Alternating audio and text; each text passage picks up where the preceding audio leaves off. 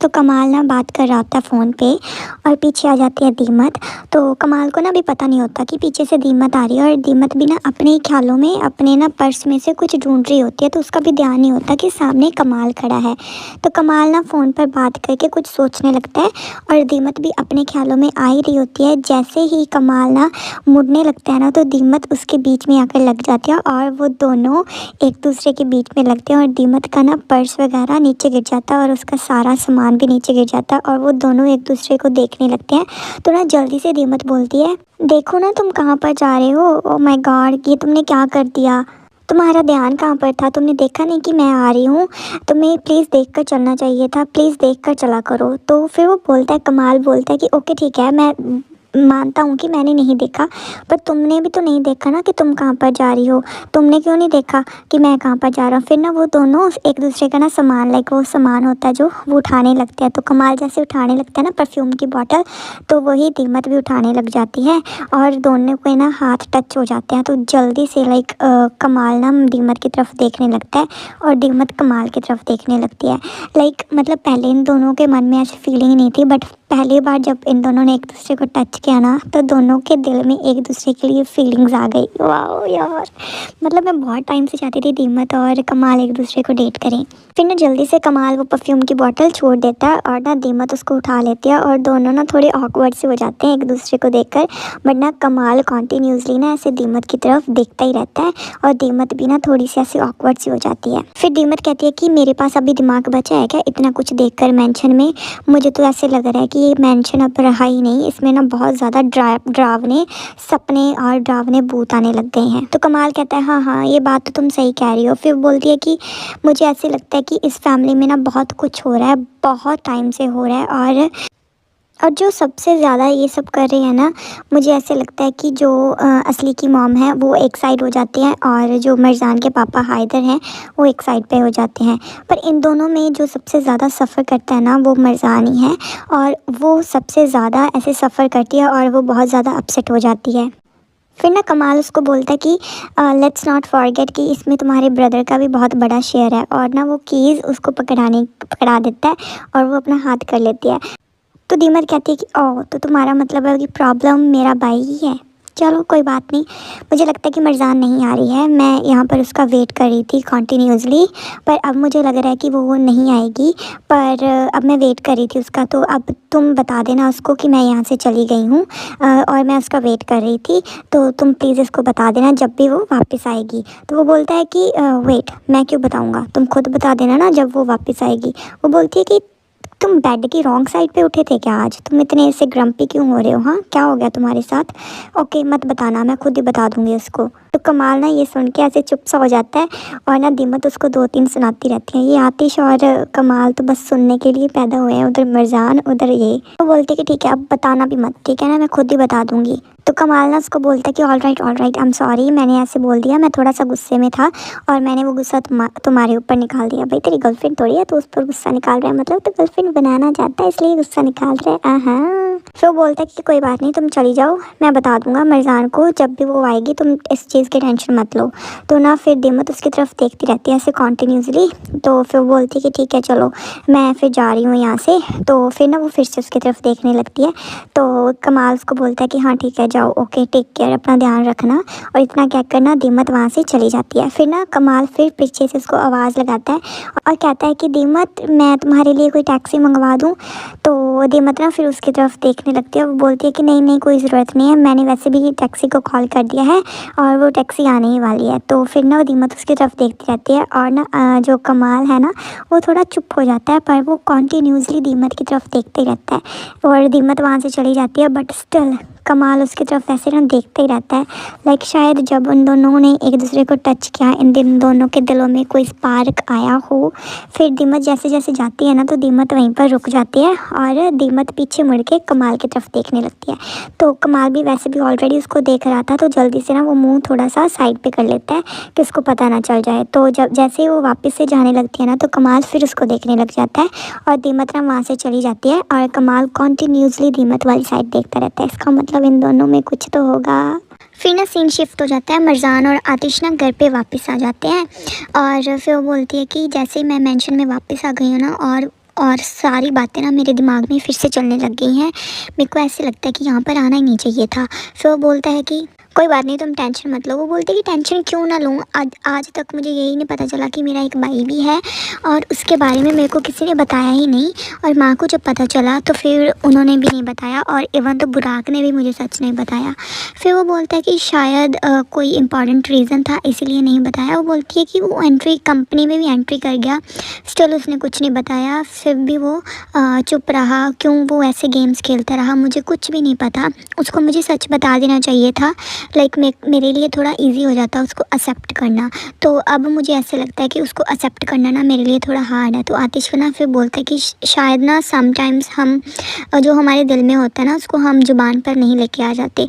तो कई बार हमारे अंदर इतनी हिम्मत भी नहीं होती कि हम सच किसी को बता सकें। सो इसलिए मुझे लगता है कि उसका हिम्मत नहीं हुआ होगा तुम्हें सच बताने का। तो फिर ना मरजान कहती है कि हाँ मुझे पता है कि ये इजी नहीं था, बट स्टिल ऐसे झूठ बोलकर ज़िंदगी निकालना भी अच्छी बात नहीं है ना। तो आतिश को ऐसे लगता है कि वो उसके बारे में बात कर रही है। तो फिर ना आतिश उसको फिर से ऐसे ना मन में सोचता है कि अब मैं इसको क्या कहूँ। फिर ना आतिश उसको बोलता है कि शायद हम कई बार अपने प्यार को बचाने के लिए या फिर उन लोगों को बचाने के लिए जिससे हम प्यार करते हैं तो हम झूठ का सहारा ले लेते हैं, शायद इसीलिए। फिर ना सीन शिफ्ट होता है, आतिश और मरजान ना एक लाइक पूल के पास आ जाते हैं। वहाँ पर ना बहुत सारी बॉटल्स पड़ी होती हैं। तो मरजान ने ना एक बार आतिश को कहा था कि वो निशाना लगाना सीखना चाहती है। तो वो बोलती है कि मुझे लगता है कि आज तुम सब कुछ ही मुझे सिखा दोगे। वो बोलती है कि हाँ हाँ सिखा दूँगा, तुम टेंशन मत लो, सब कुछ सिखा दूँगा। और फिर बोलती है कि वैसे भी मेरे को अब किसी चीज़ से डर नहीं लगता क्योंकि तुम मेरे साथ जो हो आतिश। तो इतना सुनते ही ना आतिश स्माइल करने लग जाता है। फिर वो बोलता है कि still you have to learn it, तुमको सीखना होगा। और जब हमारी डेथ हमारे पास हो और हमारे हाथों के नीचे आ जाए तो हम कुछ नहीं कर सकते। वो बोलती है कि तुम ऐसे ही बात क्यों करते रहते हो, हमेशा डेथ की बात मत क्या करो, मुझे अच्छा नहीं लगता जब तुम ऐसी बातें करते हो। तो वो दोनों फिर ना हंसने लग जाते हैं। फिर वो बोलता है कि ऑल राइट, फिर ना हम अब निशाना लगाना सीख लेते हैं। तो वो ना अपनी गन निकालता है और गन निकाल कर ना मरजान को दे देता है। तो मरजान गन को देकर बोलती है कि ओके। फिर मेरे को अभी निशाना लगाना बिल्कुल भी नहीं आता। वो बोलता है कि कोई बात नहीं, मैं तुमको सब बताऊंगा, जस्ट मेरी बातें सुनना जो जो मैं तुम्हें बताता हूँ। तो मरजान ना फिर वो गन पकड़ लेती है। फिर वो गन को वो बोलता है कि पोजीशन करो और अपना दूसरा हाथ गन के नीचे रखो। तो वो वैसे उसके नीचे रखती है और फिर वो बोलता है कि ठीक है अब निशाना लगाना शुरू करो। तो वो बोलती है कि कैसे, ऐसे सही पकड़ा है क्या मैंने? तो वो बोलता है कि हाँ तुमने सही पकड़ा है, बस अपने आप पर ट्रस्ट रखो और तुम्हारा टारगेट तुम्हारे सामने है, अब तुमको उस पर फायर करना है, समझ गई? वो बोलती है कि हाँ ठीक है। तो वो वहाँ पर निशाना लगाने की कोशिश करती है ऐसे फुली। वो बोलती है कि फिर बोलती है आतिश से फिर से पूछती है क्या मैं शूट कर दूँ, तुम श्योर हो? तो बोलता है कि हाँ मैं श्योर हूँ, तुम शूट तो करो। फिर ना वो एक आंख मीच लेती है और ना निशाना लगाने की कोशिश करती है, बट ना जैसे वो निशाना लगाती है ना तो वो गोली उस निशाने पर जाकर लगती ही नहीं है, वो बीच में ही रह जाती है। तो जैसे वो बीच में रहती है ना तो मरजान आतिश की तरफ देखने लगती है और बोलती है कि मुझसे नहीं हो पाएगा आतिश, मुझे नहीं लगता मैं ये कर सकती हूँ। तो वो बोलता है कि थैंक गॉड तुमने हवा में फायर नहीं कर दिया, वरना बर्ड्स का तो क्या होता, बर्ड्स सेव हैं। वो बोलता है कि क्या, अब मैंने दिमाग चेंज कर लिया, अब नहीं मैं सीखूंगी। तो वो बोलता है कि नहीं नहीं नहीं नहीं, हम दोनों साथ में करेंगे, ठीक है, मैं तुम्हें सिखा कर ही रहूँगा। तो ना वो बिल्कुल उसके करीब आ जाता है। मैंने बोला था ना कोई भी बहाना हो, इन दोनों को रोमांस चाहिए ही चाहिए। फिर ना वो बिल्कुल एक दूसरे के फिर से ऐसे ना करीब आ जाते हैं। फिर मरजान और आतिश ना एक दूसरे को देखने लगते हैं और आतिश ना पीछे मरजान के किस करता रहता है। फिर वो बोलता है कि ठीक है अब ना अपना हाथ टाइटली पकड़ लो और अपनी आंखें बंद नहीं करनी है, सिर्फ लेफ़्ट आई बंद करनी है और अपने टारगेट को देखना है और मेरे ऊपर बिल्कुल भी ध्यान नहीं देना, तुम्हें उधर ही ध्यान देना। तो मरजान इतना सुनते ही स्माइल करने लगती है। फिर वो अपनी एक आई क्लोज़ करती है और ना उस जो टारगेट होता है ना उस पर लाइक वो फोकस करने लगती है। तो जैसे वो फोकस करती है ना तो आतिश भी उसके साथ ही होता है उस टारगेट को हिट करने के लिए। तो वो हिट करता है और वो बॉटल टूट जाती है। फिर ना वो सेकंड हिट करता है, वो सेकंड पे भी हिट हो जाती है और वो फिर से ऐसे ऐसे करके ना सारी बॉटल्स जो भी वहाँ पर बॉटल्स पड़ी होती हैं वो सारी तोड़ देती है। फिर वो बोलता है कि दैट्स इट, तुमने बहुत अच्छा किया। फिर ना मरजान उसकी तरफ देखने लगती है और ना उसके उसकी आंखों में ना ऐसे आंसू से आ जाते हैं और थोड़ी सी अपसेट हो जाती है वो। तो आतिश उसको बोलता है कि क्या हुआ। वो बोलती है कि मैं तुम्हारे साथ ना बहुत ज़्यादा खुश हूँ, तुम हर बात पे मुझे ऐसे ना स्माइल करते हो, मैं बहुत ज़्यादा लकी हूँ कि तुम मेरी लाइफ में आए। और वो ना जल्दी से आतिश को ऐसे हक कर लेती है और फिर मरजान को आतिश किस कर लेता है और ना मरजान कंटिन्यूसली उसको हक करके रखती है और वो बहुत ज़्यादा खुश होते हैं। बट आतिश ना मन ही मन ऐसे सोच रहा होता है कि मेरे को नहीं पता कि अब हमारे साथ क्या होने वाला है, जब मेरा सच तुम्हारे सामने आएगा तो तुम क्या सोचोगी। तो वो यही बात सोच के थोड़ा सा टेंस हो जाता है। फिर ना सीन शिफ्ट हो जाता है बहुत ही मस्त सीन पर। असली ना लड़ाई करती हुई आ रही होती है कि हे तुम्हें पता नहीं लगता क्या, मैंने तुम्हें कितनी बार बताया कि आज मैं अवेलेबल नहीं हूँ, फिर भी तुम्हें बात समझ नहीं आती है, तुम मुझे कॉन्टीन्यूसली कॉल क्यों करते जा रहे थे। हाँ, मैंने तुम्हें कितनी बार बता दिया कि मैं आज नहीं आऊँगी, स्टिल तुम रुक ही नहीं रहे थे। तुम्हें टर्किश समझ नहीं आती क्या, किस चीज़ में बताऊँ मैं तुम्हें समझने की बात आदत नहीं है क्या। तो वहीं पर ना नज़ीर को गुस्सा आ जाता है। वो बोलता है कि shut your mouth, very good Nazir, I am with you. तो नज़ीर ना अपनी गन उसके ऊपर लगा लेता है, असली के ऊपर, और असली की ना हवाइयाँ उड़ जाती है ये देखकर। भाई ये ऐसे बनती रहती है, इसको ये बहुत डरपोक लड़की है वैसे। तो ना नज़ीर ऐसे ना उसके ऊपर गन लगा कर उसको बोलता है कि अपना मुंह बंद रख असली, बहुत सुन ली मैंने तेरी बक बक। तो इतना सुनते ना असली की तो ना ऐसे हवाइयाँ उड़ जाती हैं और असली नज़ीर की तरफ ऐसे ना शॉकिंगली देखती रहती है कि नज़ीर को क्या हो गया। तो फिर ना वो बोलती है कि नज़ीर व्हाट आर यू डूइंग, ये तुम क्या कर रहे हो। हाँ, और ये गन अपनी साइड पे रखो, ये तुम क्या कर रहे हो, तुम्हें हो क्या गया है, मैंने किया क्या है। तो फिर ना वो फिर उसकी तरफ देखती रहती है। भाई जो भी है नज़ीर हैंडसम लग रहा है भाई, ऐसे ये भी माफिया वाली फीलिंग तो दे रहा है। तो ना ज़ीरो से बोलता है कि ना मैंने बहुत ज़्यादा टाइम वेस्ट कर लिया और मैं तुम्हें बहुत अच्छे से ट्रीट कर रहा था और मैं तुम्हारे साथ कोलैबोरेट कर रहा था, बट अब नहीं, अब मेरे पास बिल्कुल भी टाइम वेस्ट करने के लिए नहीं है असली। और अब तुम मुझे सब कुछ बताओगी वन बाय वन, हर एक चीज़ का तुम मुझे एक एक चीज़ का बताओगी कि तुम कौन हो और हर चीज़, वरना अगर तुमने मुझे नहीं बताया तो ये तुम्हारा दिमाग है ना, मैं अभी यहाँ पर उड़ा दूँगा। उड़ा दे, मैं तेरे साथ हूँ भाई, तू उड़ा दे इसको, उड़ा दे उड़ा दे। फिर ना वो बोलता है कि जल्दी से बता मेरे को आतिश करहान कौन है, टेल मी आतिश करहान कौन है। तो ना वो उसके तरफ ना ऐसे शौक के लिए देखती रहती है। तो नज़ीर फिर उससे बोलता है कि तुम क्यों हमारी ज़िंदगी में आए हो और आतिश का यिल्दरिम फैमिली से क्या दुश्मनी है, जल्दी से मुझे बता दो, क्योंकि आतिश करहान मुझे पता है कि ये आदमी कभी एग्जिस्ट करता ही नहीं था, तुम मुझे बताओ कि ये आतिश कौन है। फिर असली बोलती है कि कुछ है ही नहीं बताने को, तो मैं तुम्हें बताऊँ क्या। तो ना नज़ीर को फिर ऐसे गुस्सा आ जाता है। वो बोलता है कि असली मैं बिल्कुल भी मजाक के मूड में नहीं हूँ और मैं बिल्कुल भी मजाक तो बिल्कुल नहीं कर रहा। और ना वो गन उसके पास और कर लेता है और असली फिर डर जाती है और ना नज़ीर फायर कर देता है हवा में। और ये देखकर ना असली फिर ऐसे शॉक हो जाती है और फायर करने के बाद ना असली पर वो फिर से गन तान लेता है और असली ऐसे फिर शॉक हो जाती है। मेरे को ऐसे लगता है कि शायद असली बता दे, बट मेरे को ऐसे लगता है कि शायद नहीं बताएगी, क्योंकि उसकी दुश्मनी मरजान के साथ है, आतिश के साथ नहीं है, तो वो नहीं बताएगी। आई डोंट नो वट क्या होगा। फिर उसके बाद ना सीन शिफ्ट हो जाता है। मरजान और आतिश ना अंदर रूम में वापस आ जाते हैं और मरजान अपना कोट वगैरह निकाल कर बाहर की विंडो ना ओपन कर देती है। तो आतिश ना पीछे खड़ा उसको ऐसे देखता ही रहता है और स्माइल करता ही रहता है। तो फिर वो बोलती है कि आज कितना अच्छा दिन था ना, हमने कितना एंजॉय किया। तो आतिश उसके पास आ जाता है और उसको बोलता है कि हाँ बहुत सुंदर दिन था आज। फिर वो बोलती है कि मैंने बहुत कुछ लर्न किया आज। वो बोलता है कि हाँ तुमने बहुत कुछ अच्छा किया। वो बोलती है कि तुम बहुत अच्छे थे मेरे साथ आज भी। वो बोलती है कि हाँ मैं अच्छा था, पर अब ना तुम थोड़ी टाइम रेस्ट कर लो, फिर मैं ना तुम्हारे लिए कुछ खाने को लेकर आता हूँ। भाई हाय। फिर ना वो उसका हाथ पकड़ लेती है। वो बोलती है कि मैंने इतना कुछ तो खा लिया, अब तुम और क्या चाहते हो कि और मैं क्या खाऊं, कितना कुछ खा लिया मैंने, अब मेरे में हिम्मत नहीं है कुछ भी खाने की। तो आतिश ना फिर मरजान को पकड़ लेता है और उसका मुंह ना अपनी तरफ कर लेता है।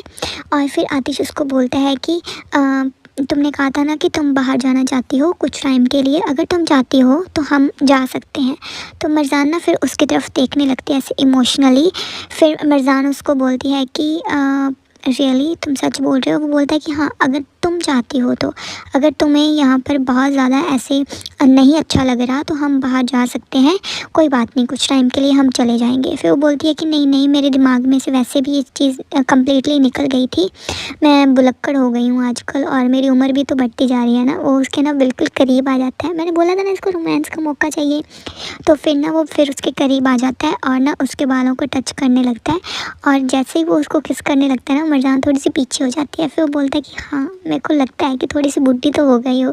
तो ना मरजान उसको ऐसे हिट करती है, तो आतिश ना फिर स्माइल करने लग जाता है। तो मरजान उसको बोलती है कि हाँ हाँ, तुम्हारे सपनों में बुढ़ी हो गई हूँ, मैं नहीं बुढ़ी हुई अभी। तो फिर वो जल्दी से आतिश मरजान को ऐसे ना पकड़ लेता है। फिर बोलता है कि आई लव यू, और मैं तुम्हारी हर उम्र में तुमको प्यार करूँगा, इस बात का हमेशा ध्यान रखना, ठीक है ना, और ये बात मैं कभी भी तुम्हें भूलने नहीं दूँगा। तो मरजान के पास ना वो फिर से ऐसे करीब आ जाता है। फिर वो बोलती है कि क्या हम सच में जा सकते हैं? तो मतलब मैं ये चाहती हूँ कि मैं यहाँ से निकलना चाहती हूँ इस मैस से, बट स्टिल मेरे को ऐसे लगता है कि अगर हम यहाँ से निकल गए और जो हमने हमारे प्लान्स बनाए हैं, मुझे लगता है कि हम वहाँ पर इंजॉय नहीं कर पाएंगे। तो ना वो उसके हाथ पकड़ लेता है और बोलता है कि मेरे को किसी से मतलब नहीं है, मेरे को सिर्फ मैटर करती है तो तुम करती हो मुझे मैटर, और जो तुम चाहती हो मैं सिर्फ वही करूँगा, ठीक है ना, और मुझे कुछ नहीं चाहिए। तो ना वो जल्दी से उसके लिप्स पर ना ऐसे ना फिंगर रख लेती है और वो बोलती है कि वेल, मैं हमेशा तुम्हारी साइड पर हूँ, ठीक है ना, जब तक मैं ज़िंदा हूँ मैं तुम्हारी साइड कभी भी नहीं छोड़ूंगी और मैं हमेशा तुम्हारे साथ ही रहूँगी, और जहाँ पर भी तुम हो मैं वहीं पर रहना चाहती हूँ, और क्योंकि अब तुम यहाँ पर हो मैं भी वहीं पर रहूँगी, अब तुम नहीं जाना चाहते तो मैं भी नहीं जाऊँगी, मेरे लिए सिर्फ तुम मैटर करते हो और कुछ भी नहीं। अगर तुम यहाँ पर हो तो मैं तुम्हारे यहाँ पर ही भी रह लूँगी, और मुझे ऐसे अच्छा भी नहीं लग रहा यहाँ पर ऐसे सारा कुछ बिगड़ा कुछ छोड़कर जाने का। तो मुझे ऐसे लगता है कि हमें अब नहीं जाना चाहिए, कुछ टाइम हम वेट कर लेते हैं, फिर उसके बाद हम चले जाएंगे। फिर ना आतिश अपने मन में सोचता है कि अब ना शायद मुझे इसको सब सच बता देना चाहिए। अगर मैं थोड़ा और वेट करूँगा ना तो फिर मेरे लिए बहुत ज़्यादा डिफ़िकल्ट हो जाएगा और मैं मरजान को कोई भी सच नहीं बता पाऊँगा। तो फिर ना वो दोनों एक साथ बोल पड़ते हैं, मरजान बोलते हैं आतिश, आतिश बोलता है मरजान। तो वो बोलती है कि कोई बात नहीं, तुम पहले बोलो। फिर बोलती है कि नहीं नहीं, तुम पहले बोलो। तो आतिश बोलता है कि नहीं, तुम पहले बोलो, क्योंकि तुम हमेशा बोलोगी पहले मेरे से। तो इतना सुनते ही ना मरजान हंसने लग जाती है और स्माइल करती है। फिर वो बोलती है कि मुझे पता है कि तुम मेरे लिए बहुत ज़्यादा वरीड हो और मैं नहीं चाहती कि तुम मेरे लिए इतने ज़्यादा वरीड हो, और मुझे ये भी पता है कि तुम सिर्फ मुझे हैप्पी देखना चाहते हो, but I just want to tell you कि मैं ठीक हूँ, मेरी फ़िक्र मत क्या करो, मैं बहुत खुश हूँ कि तुम मेरे साथ हो, तो तुम्हें मेरी फ़िक्र करने की बिल्कुल भी ज़रूरत नहीं है। मैं सच में बहुत ज़्यादा खुश हूँ कि मैं तुम्हारे साथ हूँ, और मुझे पता है कि हमारे जो साथ चल रहा है, ये जो चीज़ें हो रही हैं हमारे साथ, जो झूठ के खेल हमारे साथ खेले जा रहे हैं, हाँ वो मुझे अच्छे नहीं लग रहे, पर स्टिल मैं तुम्हारे साथ हूँ ना, तो मैं इस सर्कल से निकलना चाहती हूँ, और तुम ही हो जो मुझे इस झूठों की दुनिया से निकाल रहे हो। यार I feel very bad for Marjan यार, जब इसको आतिश का सच पता चलेगा ये फिर से टूट जाएगी। मतलब ये ऑलरेडी हर्ट है ना अपने फादर और माँ की वजह से, जब इसको आतिश का सच पता चलेगा। फिर वो बोलती है कि मैंने इतना सब कुछ सह लिया ना कि अब मैं कुछ और नहीं सह पाऊँगी, अगर अब मुझे किसी और ने धोखा दिया तो मुझे नहीं लगता कि वो चीज़ मैं कभी भी सह पाऊँगी।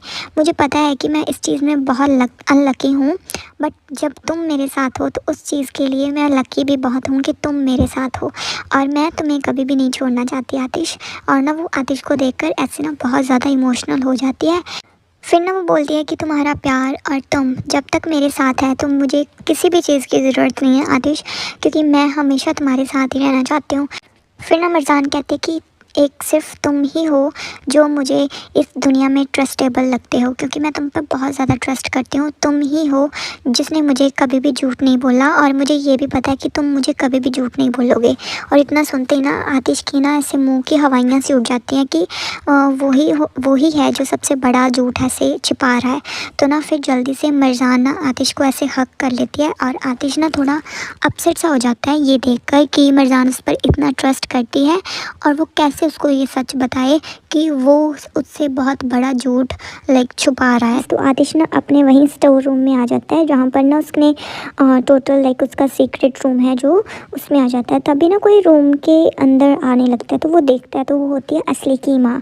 तो असली की माँ ना अंदर आ जाती है और ना वो बहुत ज़्यादा ही गुस्से में होती है और वो बोलती है कि ओह, तो तुम यहाँ पर ये याद करने आए हो कि हम यहाँ पर क्यों आए थे, इसलिए आए हो ना इस कमरे में।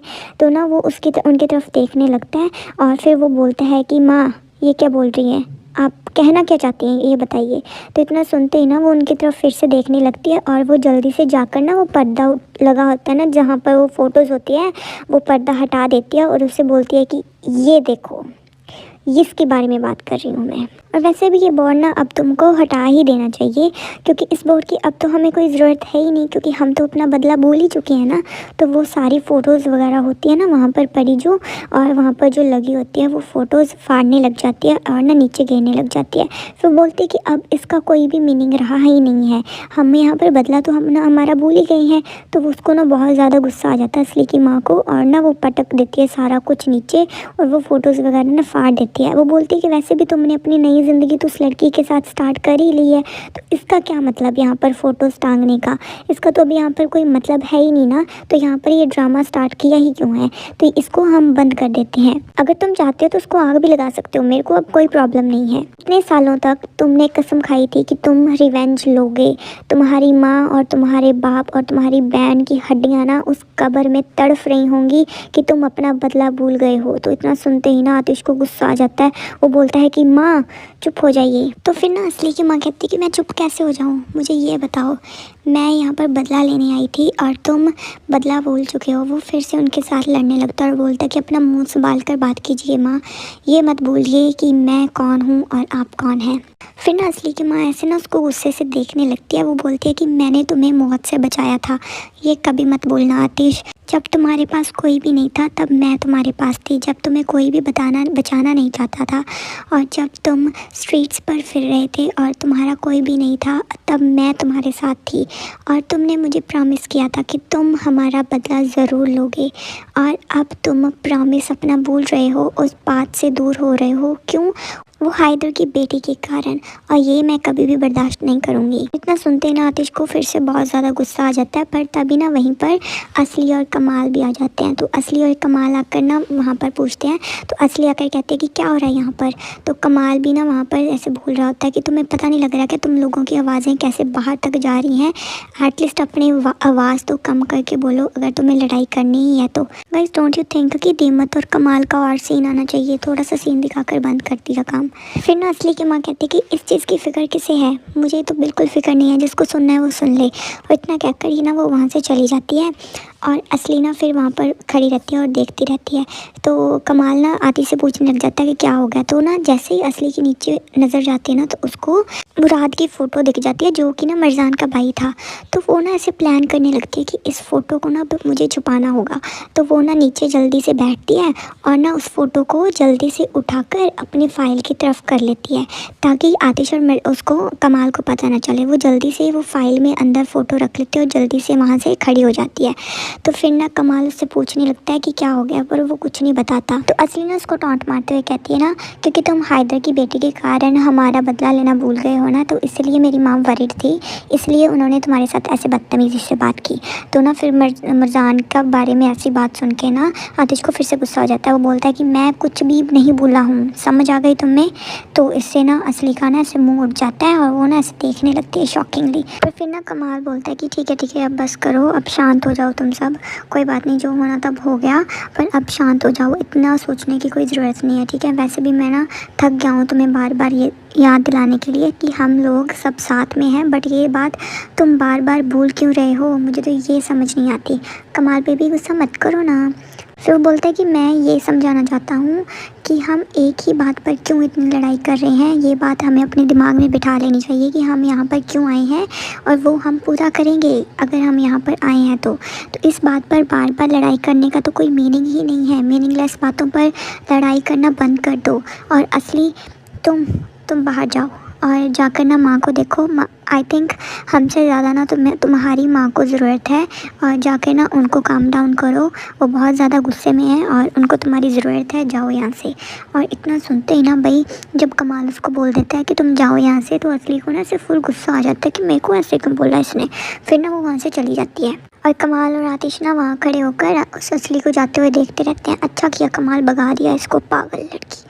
फिर ना वो बोलता है कि आतिश, तो आतिश ना कुछ नहीं बोलता, वो फ़ोटोज़ की तरफ देखते रहते हैं। फिर वो बोलता है कि मुझे पता है कि गलत जगह पे जा रही हैं ये चीज़ें जो हो रही हैं तुम्हारे साथ, बट प्लीज़ तुम इस चीज़ की फ़िक्र मत करो। तो वो बोलता है कि हाँ मुझे पता है कमाल ये गलत हो रहा है। फिर ना वो बहुत ज़्यादा गुस्सा हो जाता है। वो बोलता है कि और मैं कमाल अंदर ही अंदर मर रहा हूँ, मैं कैसे एक्सप्लेन करूँ कि ये सब मेरे साथ भी बहुत ज़्यादा गलत हो रहा है। वो बोलता है कि तुम्हें तो माँ का नेचर पता ही है ना, तो तुम्हें इतना गुस्सा नहीं करना चाहिए, कोई बात नहीं, वो समझ जाएंगी। और अगर ये बात हाइदर और रिवेंज पर आती है तो वो उन्हें कुछ भी पता नहीं चलता, वो सब कुछ भूल जाती हैं, तो इसीलिए ये बात हो रही है, तुम प्लीज़ गुस्सा मत करो। तो वो बोलता है कि तो तुमने क्या किया, क्या तुमने बात की मरजान से, क्या तुमने उसको सच बता दिया। तो वो ना कुछ नहीं बोलता और सोचने लगता है। फिर बोलता है कि नहीं कमाल, मैंने कुछ नहीं बताया, और तुम्हें पता है ना मैं बहुत बड़ी और डिफ़िकल्ट पोजीशन में हूँ अभी। मुझे ऐसे लगता है कि मैं उसको कैसे ये चीज़ें एक्सप्लेन करूँ, उसको मैं कैसे अंडरस्टैंड करवाऊँ कि मैं यहाँ पर कैसे आया था। तो ना कमाल को भी ऐसे बेचारे को ना फील सा होने लग जाता है। फिर वो बोलता है कि कमाल पहली बार मुझे ऐसे ना डर लग रहा है, पहली बार कमाल मुझे ये डर लग रहा है कि मैं उसको कहीं खो ना दूँ। पहली बार ज़िंदगी में मुझे ऐसे लग रहा है कि कहीं जिसे मैं इतना ज़्यादा प्यार कर रहा हूँ कि उसे मैं खो ना दूँ, और इतना रिस्क मैं नहीं ले सकता। और कमाल कहता है कि देखो आतिश, तुम्हें ना अब एक साइड चूज़ करनी ही होगी, तुम बहुत ज़्यादा टाइम ले रहे हो, इसलिए मैं तुम्हें बोल रहा हूँ कि पहले ये सोच लो कि तुम कौन हो, तुम ताहिर हो, तुम आतिश हो, तुम कौन हो, और अपना माइंड बना लो कि तुम्हें मरजान को इस बात का सच बताना है या नहीं बताना। तो वो फिर से बोलता है कि और मुझे भी नहीं पता कमाल कि कौन हूँ मैं, और मेरे को ये भी नहीं पता कि मैं हूँ कौन, मैं आतिश हूँ, मैं ताहिर हूँ, मैं कौन हूँ, और मैं मरजान को क्या बन के मिलूँ। मेरे को नहीं पता कि उसको मैं क्या एक्सप्लेन करूँ, मैं क्या हूँ, मैं ताहिर हूँ या फिर मैं आतिश हूँ, कौन हूँ मैं, तुम बता दो मुझे। और मुझे नहीं पता, मैं आतिश हूँ अगर मुझे रिवेंज चाहिए, अगर मैं, या फिर मैं ताहिर हूँ जिसको रिवेंज नहीं, जिसको प्यार चाहिए और उसको उसके अलावा कुछ भी नहीं चाहिए। कमाल मैं क्या करूँ, मेरे को सच में कुछ नहीं समझ आ रहा, और मेरा दिमाग ये सोच सोच कर ना फट रहा है कि मैं क्या करूँ। और इन्हीं वजह से मैं मरजान को सच बताने में बहुत देरी कर रहा हूँ, और मैं नहीं चाहता कि मैं इतनी ज़्यादा देरी करूँ कि मैं मरजान को ही खो दूँ, और मैं बीच में ही खो गया हूँ। कमाल मुझे नहीं पता मैं क्या करूँ। तो कमाल भी ना उसकी बातें सुनकर ऐसे अपसेट हो जाता है, उसको भी लगता है कि ये बात तो सही कर रहा है। फिर ना वो उसको हौसला देता है कि कोई बात नहीं आतिश, सब ठीक हो जाएगा, बट प्लीज़ तुम टेंशन मत लो। और ना आतिश की आंखों में से ना आंसू निकलने लग जाते हैं। यार आई हेट, मेरे को अच्छा नहीं लगता जब आतिश रोता है। फिर उसके बाद ना सीन शिफ्ट हो जाता है। हाइदर ने ना बुराक को बुलाया होता है अपने घर पे वापस, तो वहाँ पर बुराक आ जाता है और वो बोलता है हाइदर को आकर कि तुमने मुझे यहाँ पर क्यों बुलाया, वैसे भी तुम तो मुझसे बात करना ही नहीं चाहते थे ना, तो अब मुझे यहाँ पर बुलाने का क्या मतलब हुआ। तो हाइदर उसको बोलता है कि मैंने वैसे ही बुलाया था। बोलता है कि तो वैसे भी तुमने तो मुझे रिजेक्ट कर दिया था ना, तो अब क्या बचा है बात करने को, अब कुछ भी नहीं बचा। तो वो बोलता है कि देखो बुराक, अब कोई भी आकर मुझे कहेगा कि मैं तुम्हारा बेटा हूँ तो वो मेरे लिए डाइजेस्ट करना बहुत मुश्किल हो जाएगा ना। तो तुम कहीं से भी आ गए और मेरे यार सामने आकर टपक गए कि तुम मेरे बेटे हो, तो मैं तुम्हें कैसे एक्सेप्ट कर सकता हूँ। तुम क्या चाहते थे कि तुम आकर मुझे कहो कि मैं तुम्हारा बेटा हूँ और मैं तुम्हें एक्सेप्ट कर लूँ, ये कभी हो नहीं सकता ना। और वैसे भी तुम्हारी माँ सडनली मेरी लाइफ से बाहर निकल गई थी, बाहर चली गई थी और वो कभी भी वापस नहीं आई, और मुझे तो ये भी नहीं पता था कि वो प्रेग्नेंट है, तो मुझे कैसे पता होगा। वो बोलता है कि ओह तो तुम्हें नहीं पता था, ओके। तो वैसे भी तुमने तो हमेशा उससे कहा था ना कि यू लव हर, तो फिर तुमने उसका पता क्यों नहीं किया। जब वो तुमसे दूर जा रही थी तो तुमने उसको पूछा क्यों नहीं कि तुम मुझसे दूर क्यों जा रही हो, और तुमने कभी उसको कॉल करके भी उसका हाल चाल क्यों नहीं पूछा कि वो कहाँ पर है। तुमने एक्सप्लेनेशन क्यों नहीं मांगी कि उसने तुम्हें क्यों छोड़ दिया। इतना तुम अगर उससे प्यार करते थे तो तुमने कुछ भी किया क्यों नहीं। तो हाइदर ना चुप हो जाता है। फिर बोलता है कि वैसे भी तुम्हारी माँ ने मुझे कहा था कि मुझे किसी और आदमी के साथ प्यार है तो मैं वहाँ पर जा रहा हूँ। वो बोलता है कि मेरी माँ ने कभी भी किसी और से प्यार नहीं किया, सिर्फ तुमसे प्यार किया था। पर तुमने क्या किया, तुमने कभी भी उसका स्टैंड लिया ही नहीं, कभी भी तुमने उसके लाइफ में देखा ही नहीं कि वो कैसी है कैसी नहीं। और आज तुम कह रही हो कि उसका किसी और के साथ अफेयर था। ऐसा कभी नहीं हो सकता हैदर, तुम ही हो जिसने मेरी माँ की ज़िंदगी ख़राब कर दी।